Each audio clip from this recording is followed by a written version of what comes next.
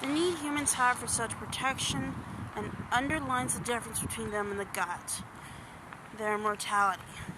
Heroes go to war knowing that they face death, but reconcile themselves with the knowledge that all humans must eventually die. The characters are not, their creations are impermanent.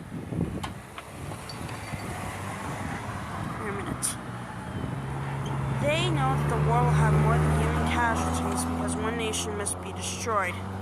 And even the victorious civilization one day. Homer sometimes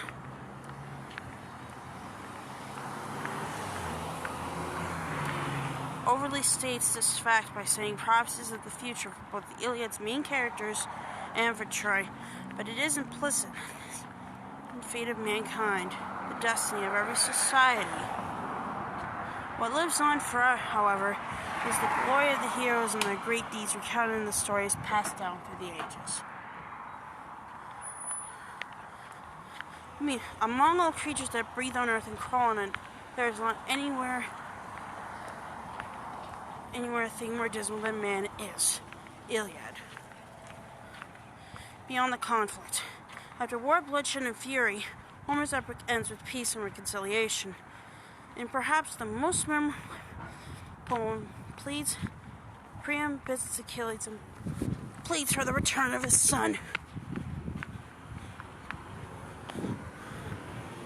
Achilles and pleads for the return of the body of Hector, his son. Achilles is moved by the old man's plea, and a temporary truce is called to give the persons time for an appropriate funeral. And this also lays Achilles' age to rest. But despite this apparently, we know that this calm will be short-lived. The battle will resume, Troy will fall, and at some point Achilles will die. The story is not over yet.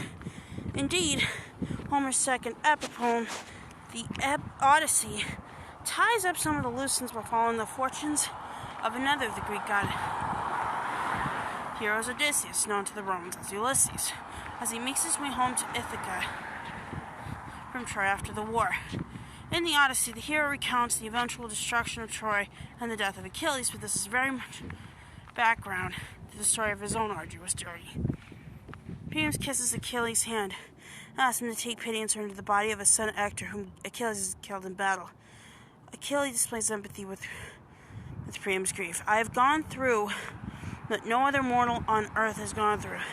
Put my lips on the hands of the man who has killed my children. Iliad. Western cornerstone. It is almost impossible to overstate the impact of the Iliad and the Odyssey on the literature of ancient Greece and Rome, and therefore the whole of the Western literature. They were not simply the first literary works in Europe, but monumental examples that firmly laid the foundations of the epic genre. Homer's expert use of complex and highly visual similes gave his poetry unprecedented depth, and his mastery of dactylic hexameter provided an inspirational musicality to his verse. The meter used by Homer was adopted for subsequent epic poetry in Greek as well as in Latin, and the hybrid dialect he used became the recognized Greek of literature. Perhaps most significantly of all, Homer turned an oral tradition of stories about folk heroes into a literary form, the epic. He also set out the characteristics of that form. For example, that the main narrative should follow the hero's quest or journey, and that this should be set against a historical backdrop with multiple interweaving or episodic plots.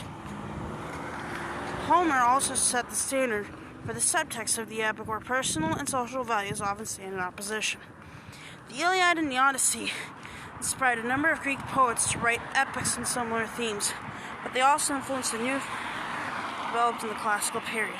While Homer was popular reading in ancient Greece, the Iliad and the Odyssey were standard texts in ancient Rome, inspiring poets to develop a distinctive Latin epic poetry. This reached its height in Vergil's Aeneid, in which addition of being Homer as it took as a starting point in the fall of Troy. The Odyssey details the death of the hero Achilles. He is killed by an arrow fired by Paris, which is guided to one vulnerable spot of Achilles' body, is healed by the god Apollo. Zeus knows no doubt, and every immortal too, which fighter is doomed to end all this in death. Eternally influential.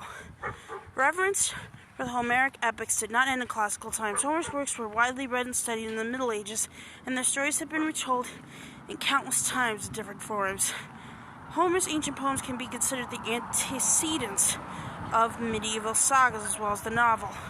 Since the beginning of the 20th century, other forms of mass audience storytelling, from movies to television series, have followed the epic model and are deeply indebted to Homer for their structure and cultural reference.